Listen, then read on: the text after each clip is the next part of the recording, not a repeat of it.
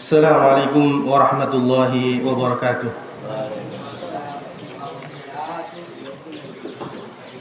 Alhamdulillah hamdan katsiran thayyiban mubarakan fi kama yuhibbu rabbuna wa yarda, wa asyhadu an la ilaha illallah wahdahu la syarikalah wa asyhadu anna Muhammadan abduhu wa rasuluh sallallahu alaihi wa ala alihi wasallam.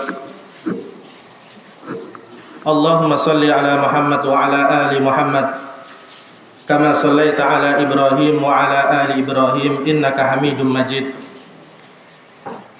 Wa barik ala Muhammad wa ala ali Muhammad kama barakta ala Ibrahim wa ala ali Ibrahim innaka Hamidum Majid. Alhamdulillah, pada sore ini insyaallah kita akan lanjutkan, yaitu dalam kitab Al-Kabair, dosa-dosa besar, yang ditulis oleh Imam Az-Zahabi rahimahullahu ta'ala.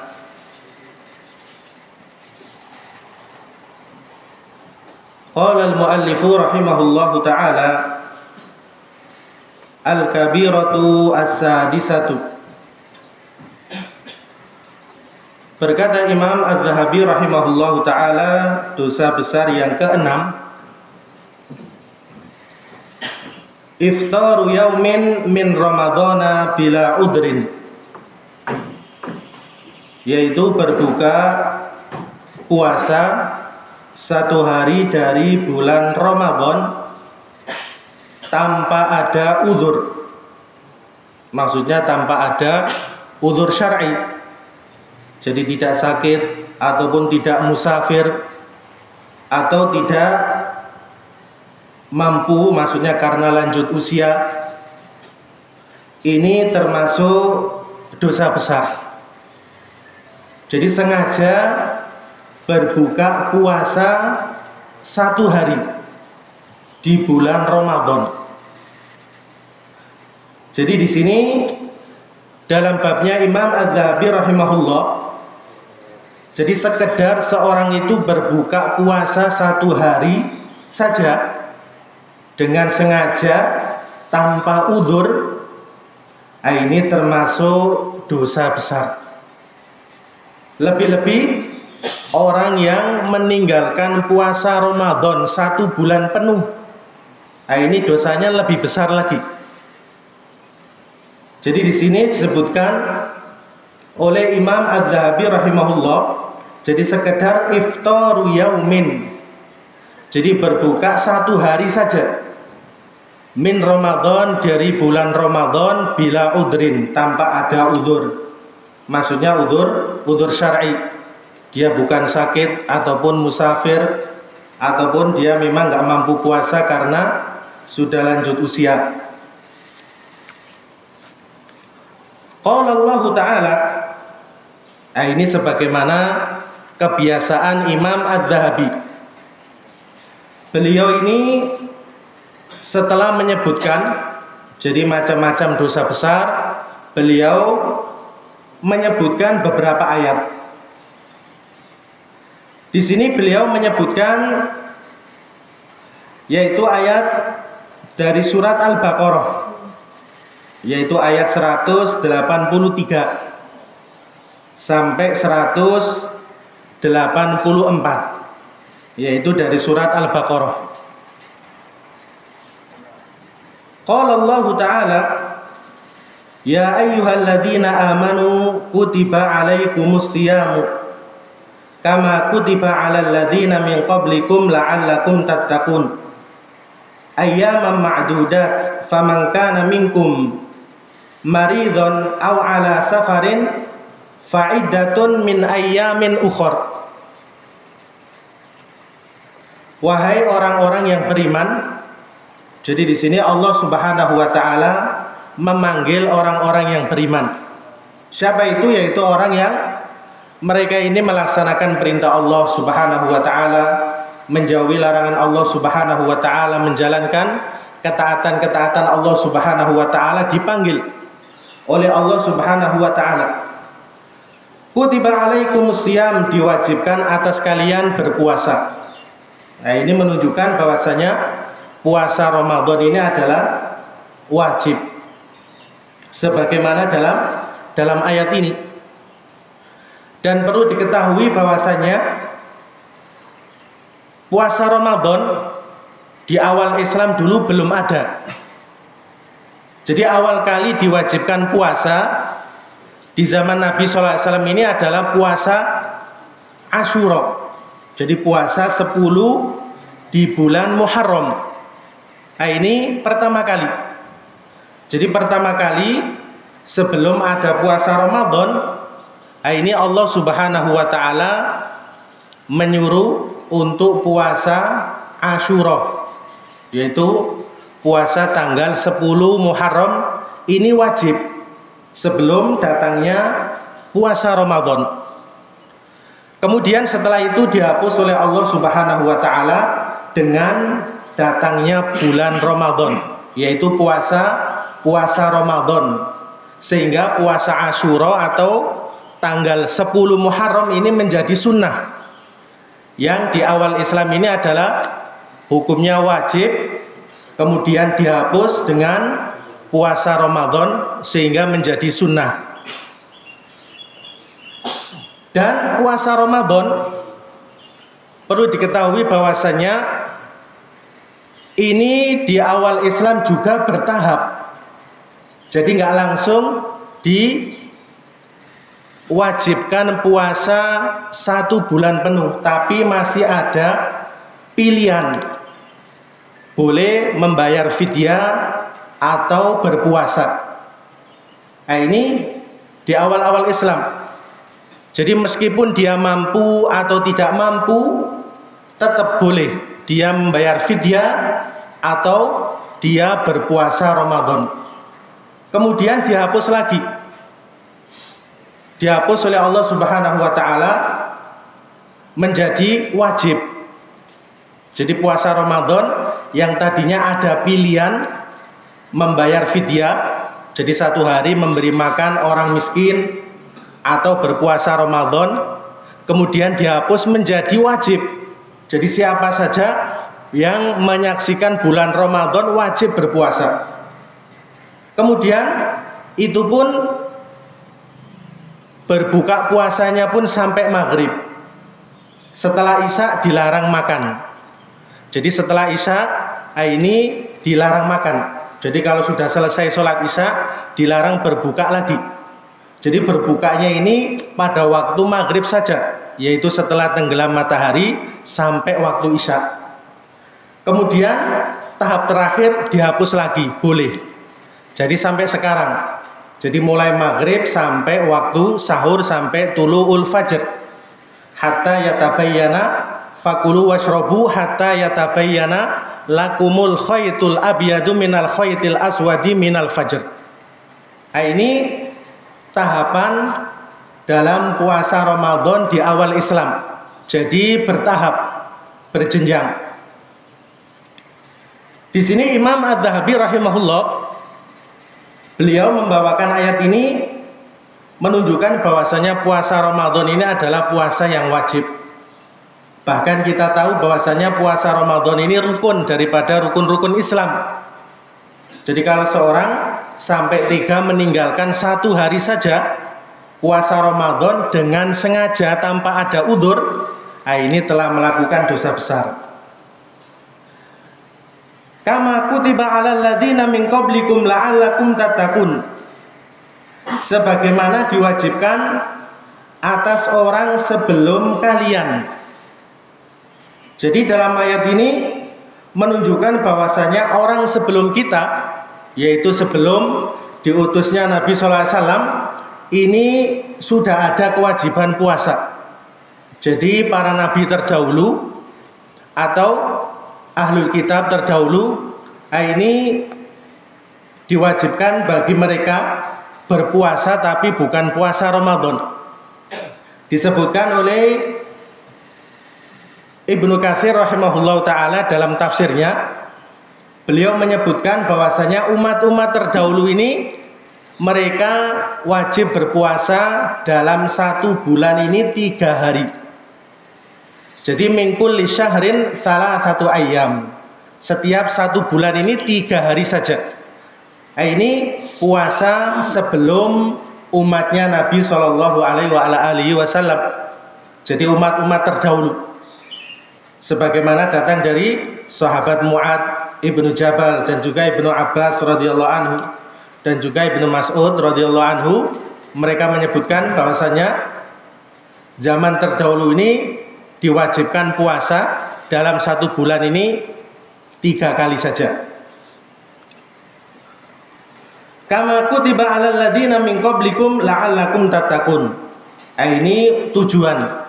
Jadi diwajibkannya puasa supaya kita ini bertakwa kepada Allah Subhanahu wa taala. Dan bertakwa kepada Allah Subhanahu wa taala ini sebagaimana yang disebutkan oleh Imam Az-Zahabi rahimahullah. Ini untuk melatih.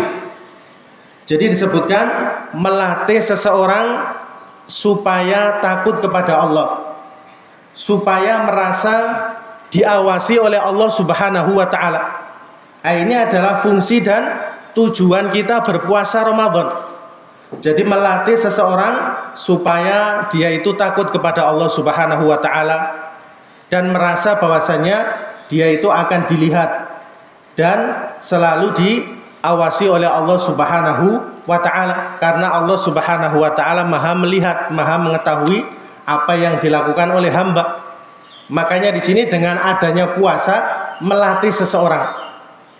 Ini adalah tujuan berpuasa. Jadi la'allakum tattaqun. Kemudian juga orang yang berpuasa ini juga meninggalkan makan dan minum dan juga jima. Ini mengharap pahala Allah Subhanahu wa taala. Jadi tujuannya ini kita berpuasa Ramadan adalah untuk mengharap pahala dari Allah Subhanahu wa taala, tidak ada tujuan yang lain. Kemudian disebutkan juga dengan berpuasa ini akan mempersempit aliran syaitan. Maksudnya apa? Aliran darah. Karena disebutkan dalam hadis syaitan itu berjalan melalui aliran darah. Dengan orang itu berpuasa, ini akan mempersempit. Jadi akan mempersempit aliran darah dan juga mempersempit jalannya syaitan. Sehingga di bulan Ramadan kita jumpai bahwasanya maksiat itu lebih sedikit daripada selain bulan Ramadan. Karena kita tahu bahwasanya di bulan Ramadan pintu-pintu surga dibuka oleh Allah Subhanahu wa taala. Dan juga pintu neraka ditutup oleh Allah Subhanahu wa taala. Bukan berarti tidak ada maksiat, tetap ada tapi berkurang. Ini di bulan Ramadan. Bahkan juga termasuk tujuan puasa adalah menjadikan orang kaya tatkala merasakan lapar, dia akan murah hati terhadap orang-orang fakir, orang miskin. Karena dia tahu bahwasanya puasa ini adalah lapar. Ini diantara tujuan seorang itu berpuasa. Kemudian ayyam ma'dudat. Jadi puasa Ramadan ini hanya beberapa hari saja tertentu. Faman kana minkum maridun aw ala safarin fa'iddatun min ayyamin ukhra. Barang siapa yang diantara kalian itu sakit, aw ala safarin ataupun dia safar, fa'iddatun min ayyamin ukhra, maka disuruh mengganti di hari yang lain. Ini termasuk keringanan. Jadi menunjukkan bahwasanya agama Islam ini adalah agama yang mudah. Sebagaimana dalam ayat ini, tatkala orang sakit ataupun musafir diberi keringanan oleh Allah Subhanahu wa taala berbuka puasa. Tetapi masih tetap ada kewajiban mengganti di hari yang lainnya. Ini termasuk kemudahan. Jadi agama Islam ini mudah. Dan disebutkan oleh Imam Al-Qurtubi rahimahullah ta'ala Jadi sakit di sini bukan semua sakit. Orang sakit pegel sedikit buka puasa, atau sakit batuk sedikit buka puasa, tidak. Tapi disebutkan oleh Imam Al-Qurtubi rahimahullah, sakit di sini ada dua. Sakit yang kalau buat berpuasa tambah parah. Jadi kalau sakit yang dia itu buat berpuasa, ini sakitnya bertambah parah, maka di sini dia wajib berbuka. Jadi nggak boleh dia berpuasa karena memadorotkan. Ada juga sakit yang dia itu masih mampu untuk berpuasa tapi berat. Tetap dia mampu berpuasa tapi dengan berat. Nah, ini juga sunnah baginya untuk berpuasa. Jadi di sini sakit dalam ayat ini adalah sakit yang memberatkan. Jadi sakit yang memadorotkan, yang seorang itu boleh berbuka puasa. Au maridon, atau maridon au ala safarin, atau orang yang dia itu menempuh perjalanan. Jadi musafir ini juga ada keringanan. Bagi orang musafir boleh berbuka puasa. Nah, ini termasuk keringanan dari Allah Subhanahu wa ta'ala. Dan juga bagi orang musafir ini nggak boleh dia bermalam atau berniat di malam hari besok ingin berbuka puasa. Ini tidak boleh. Kenapa? Karena safar ini tidak terlaksana kecuali dengan amalan. Nggak boleh hanya sekedar niat saja. Jadi orang niat besok saya ingin safar, akhirnya sudah memutus niat untuk berpuasa, ini tidak diperbolehkan. Kenapa? Karena musafir itu dia bukan hanya dengan sekedar niat, tapi dengan tindakan. Mungkin dengan keluar dari kampung halamannya, atau sudah naik mobil, sepeda motor, ini baru dikatakan musafir. Jadi nggak boleh di malam hari itu memutus niat ingin berbuka puasa besok. Karena juga kita tidak tahu apakah besok kita jadi safar atau tidak. Nah, ini kita juga tidak tahu sehingga kita nggak boleh. Jadi nggak boleh berniat untuk berbuka puasa padahal itu belum terjadi. Wa thabata fi sahihaini an Nabi sallallahu alaihi wasallam annahu qala Bunyal Islamu ala khamsin syahadatu an la ilaha illallah wa anna Muhammadar Rasulullah wa iqamus shalah wa iqamas salati wa ita'az zakah wa hajjal baiti wa shauma ramadan. Kemudian datang fi sahihain, yaitu riwayat Imam Bukhari dan Imam Muslim, anin Nabi sallallahu alaihi wasallam, bahwasanya Nabi sallallahu alaihi wasallam berkata, bunyal Islamu ala khams. Jadi agama Islam ini dibangun di atas 5 perkara. Yang pertama, syahadatu alla ilaha illallah, bersaksi bahwasanya tidak ada sembahan yang benar melainkan Allah. Wa anna Muhammadan Rasulullah, dan Muhammad adalah utusan Allah. Dan iqamas shalah, melaksanakan salat. Wa ita'az zakat, dan menunaikan zakat. Wa hajjal bait, dan haji dan puasa Ramadan.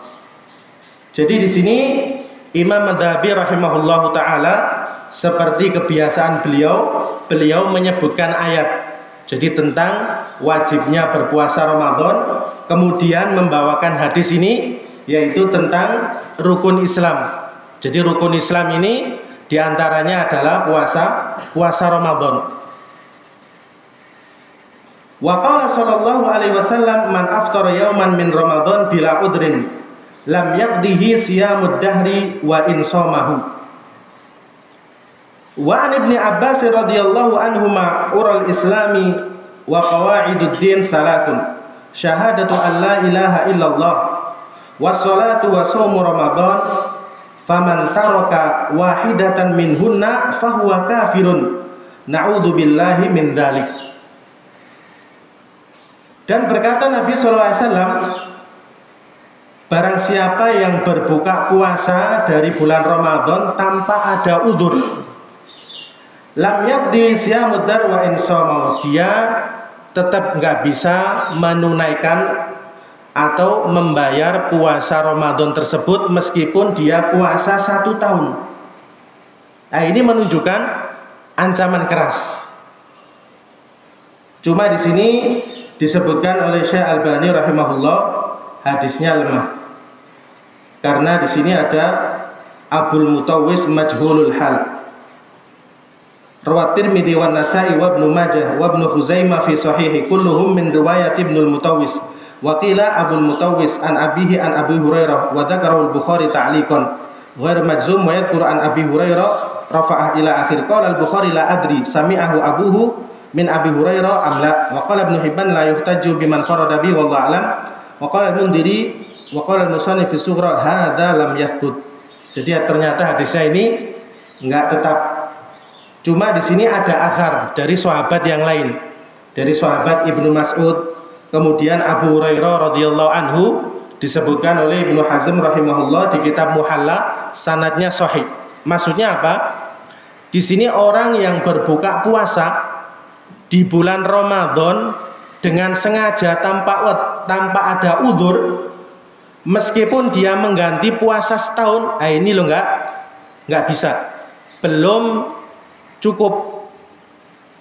Ini makanya disebutkan oleh Syekh Ibnu Utsaimin rahimahullahu taala, jadi orang yang meninggalkan puasa Ramadan 1 hari atau berbuka puasa di bulan Ramadan 1 hari dengan sengaja tanpa ada udzur, maka hendaklah dia bertaubat dan istighfar dan juga memperbanyak perkara sunnah, sholat sunnah, puasa sunnah, sedekah sunnah.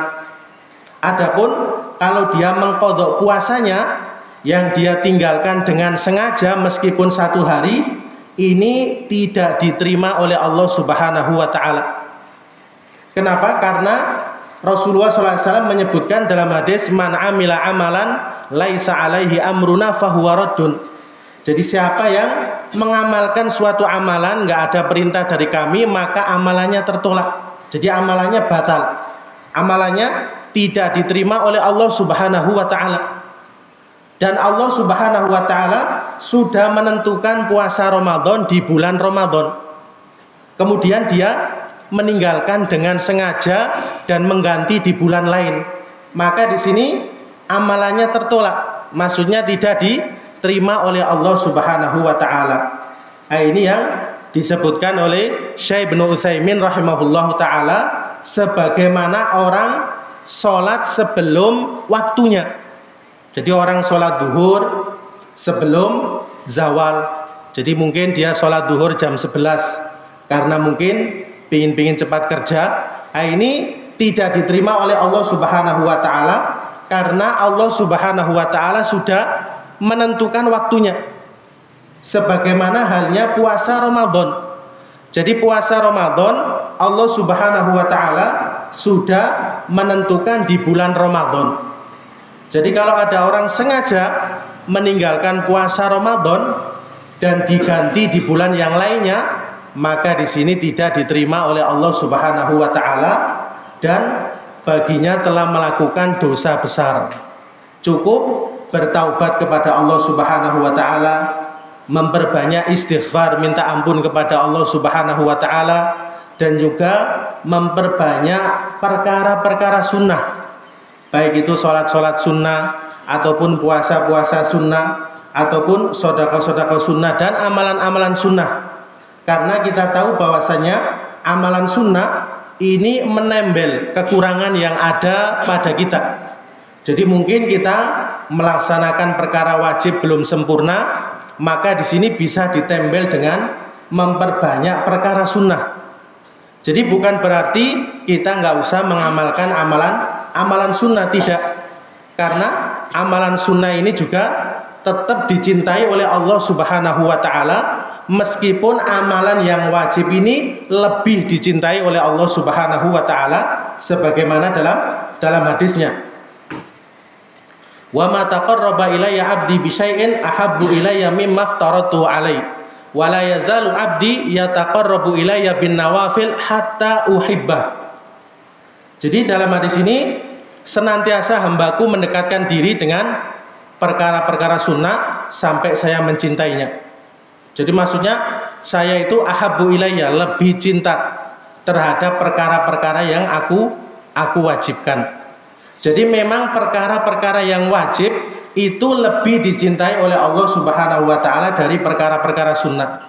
Akan tetapi bukan berarti kita meninggalkan perkara-perkara sunnah. Bukan. Makanya Allah dalam hadis qudsi tadi, wala yazalu abdi yataqarrabu ilayya bin nawafil hatta uhibba.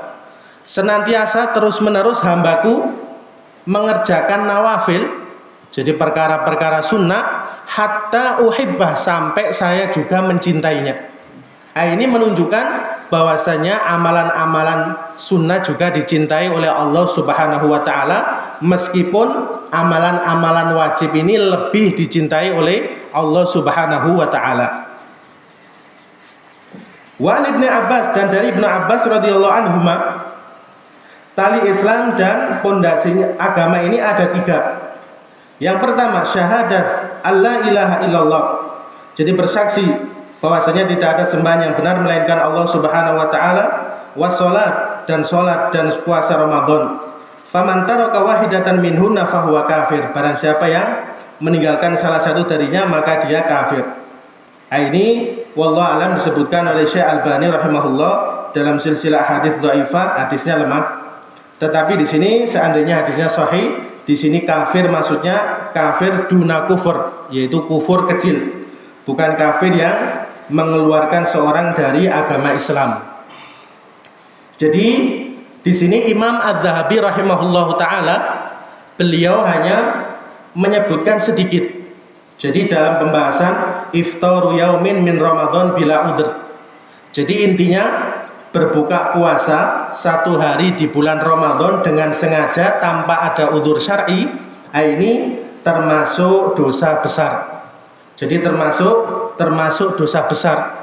Dan seorang ini nggak bisa menggantinya meskipun dia mengganti dengan puasa 1 tahun.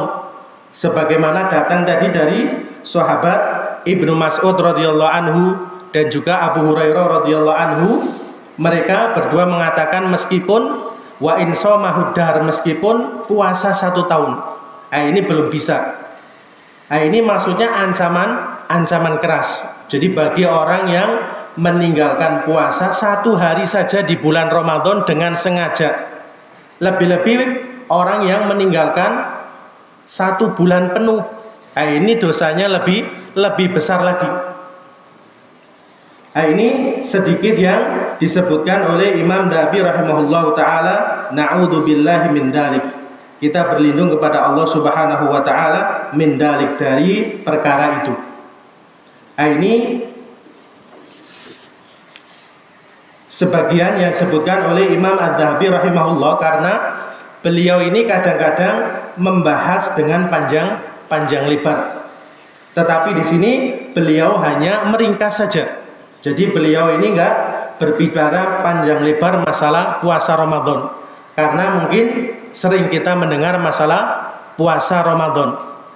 Dan kita tahu bahwasanya puasa Ramadan ini adalah meninggalkan makan dan minum, dan semua yang membatalkan puasa dari terbitnya fajar sampai terbenamnya matahari. Harus diingat tujuannya adalah ta'abbudan lillah.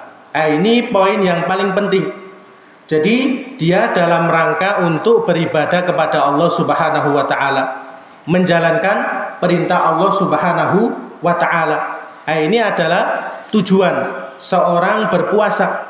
Karena sebagian orang mereka berpuasa ini ada yang karena biar sehat badannya, atau biar diet, atau biar yang lainnya. Ini mengurangi pahala seseorang, bahkan bisa batal puasanya. Sebagaimana disebutkan oleh Syekh Ibnu Utsaimin rahimahullahu taala, bahwasanya kita menahan makan dan minum, meninggalkan makan dan minum, dan semua hal yang membatalkan puasa, ini hanya mengharap pahala dari Allah Subhanahu wa taala, dan ta'abbudan lillah. Jadi dalam rangka untuk beribadah kepada Allah Subhanahu wa taala. Nah, ini poin yang sangat penting. Makanya di sini Imam Az-Zahabi rahimahullahu taala beliau menyebutkan termasuk dosa besar yang keenam, yaitu iftaru yaumin min ramadhana bila udhr. Berbuka puasa satu hari saja di bulan Ramadan tanpa udzur syar'i. Ini termasuk dosa besar. Makanya kita berlindung kepada Allah Subhanahu wa taala, karena kita tahu bahwasanya syaitan itu semangat sekali menggoda kita. Makanya di sini kita juga tidak lupa berdoa kepada Allah Subhanahu wa taala agar dikuatkan iman kita. Lebih-lebih kita tahu bahwasanya puasa Ramadan ini adalah rukun Islam, yaitu rukun Islam, yaitu puasa Ramadan. Jadi kalau kita tidak berpuasa Ramadan, ini bisa mengurangi iman kita. Bahkan kalau seseorang tidak meyakini wajibnya puasa Ramadan, ini berbahaya. Jadi kalau orang sengaja dia meyakini bahwasanya puasa Ramadan ini hanya puasa sunnah saja, ini perkataan berbahaya. Ini dikhawatirkan seorang ini bisa keluar dari agama Islam, atau ingin merubah, saya nggak pingin puasa Ramadan lah, saya ganti saja nanti di bulan Syawal, Dzulqa'dah. Ini juga termasuk melampaui batas. Padahal Allah Subhanahu wa taala sudah menentukan puasa Ramadan jatuh di bulan Ramadan. Jadi kalau seorang mengganti di bulan yang lainnya, ini termasuk bisa nanti keluar dari agama Islam karena berbahaya sengaja. Makanya di sini kita berlindung kepada Allah Subhanahu wa taala dan diberi kekuatan oleh Allah Subhanahu wa taala agar melaksanakan ketaatan Allah Subhanahu wa taala, memohon kepada Allah Subhanahu wa taala agar senantiasa diberi pertolongan untuk menjalankan perintah Allah Subhanahu wa taala dan menjauhi larangan-larangan Allah Subhanahu wa taala. Makanya dalam hadis, wa idasta'anta fasta'in billah. Jadi apabila engkau meminta tolong, hendaklah engkau meminta tolong kepada Allah Subhanahu wa taala. Jadi kita ini hanya manusia biasa. Jadi butuh kita ini berdoa, butuh penjagaan dari Allah Subhanahu wa taala. Makanya bagaimana caranya? Yaitu dengan kita menjaga agama ini. Jadi kalau kita mau menjaga agama Allah Subhanahu wa taala, maka kita akan dijaga oleh Allah Subhanahu wa taala. Ini mungkin yang bisa kita sampaikan. Semoga apa yang kita sampaikan bisa bermanfaat bagi kita semua. Wa akhiru da'wana alhamdulillah, subhanakallahumma bihamdik, asyhadu an la ilaha illa anta, astaghfiruka wa atubu ilaik. Assalamualaikum warahmatullahi wabarakatuh.